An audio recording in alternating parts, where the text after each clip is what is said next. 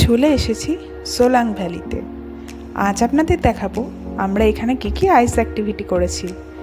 আমরা প্যাকেজ নিয়েছিলাম mountain bike, sliding আর আইস স্কেটিংয়ের।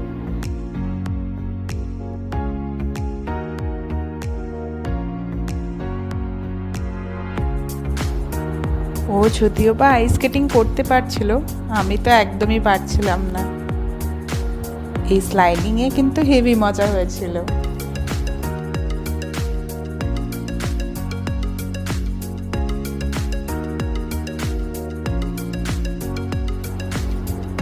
আমি তো খুব ভয়ে ভয়ে আইস স্কেটিং করছিলাম, আমাকে আমাদের গাইড ধরেই রেখেছিল।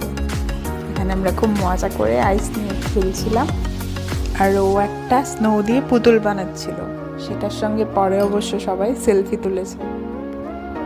দেখা হচ্ছে পরের ব্লগে।